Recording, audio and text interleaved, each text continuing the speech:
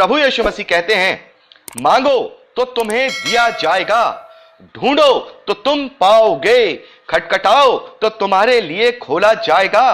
क्योंकि जो कोई मांगता है उसे मिलता है, और जो कोई ढूंढता है वह पाता है, और जो खटखटाता है उसके लिए खोला जाएगा।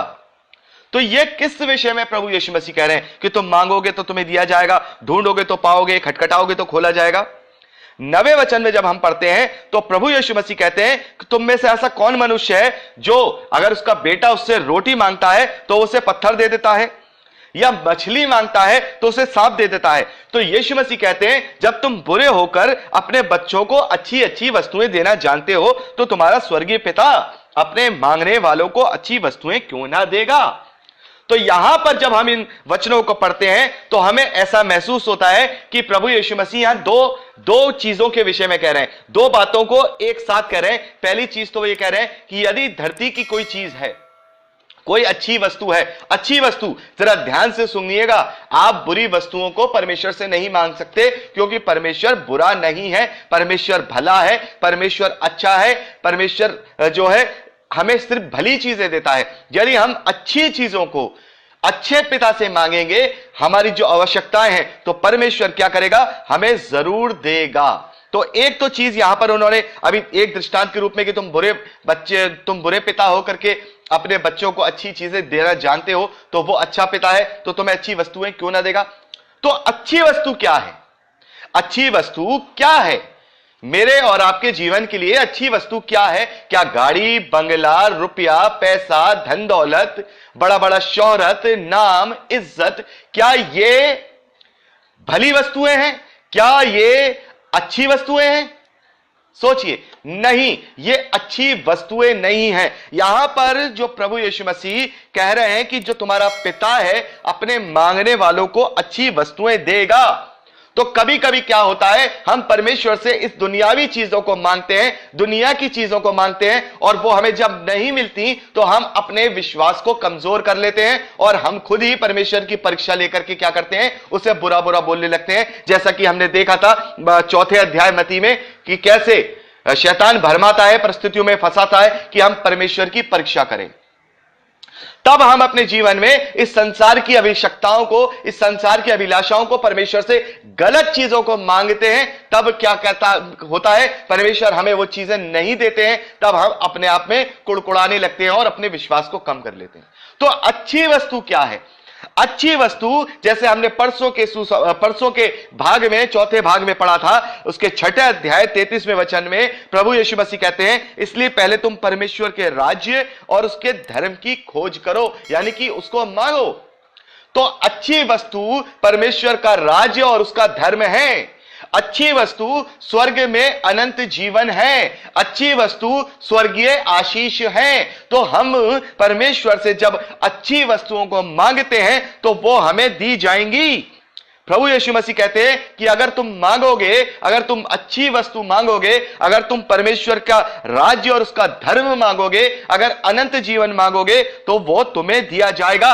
और जैसे कि मैंने पिछली बार बात की थी कि ये सारी दुनिया की चीजें उसके साथ लिपट के ऑटोमेटिकली आपको यहां मिल जाएंगी, फिर आपको कहीं भागने की जरूरत नहीं है, क्योंकि परमेश्वर हमारी हर एक आवश्यकता को भली भांति जानता है, और वो हमारे लिए इस धरती पर रह के पूरी करता है।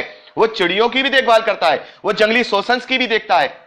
तो हम तो उसके स्वरूप में रचे गए, उसके पुत्र और पुत्रियां हैं। तो यहां जो मांगने के विषय में और ढूंढने के विषय में और खटखटाने के विषय में जो प्रभु यीशु मसीह कह रहे हैं, तो मांगना क्या है? परमेश्वर का राज्य और उसका धर्म मांगना है। और ढूंढना क्या है? किसको ढूंढेंगे हम? परमेश्वर के प्रकटीकरण को ढूंढेंगे।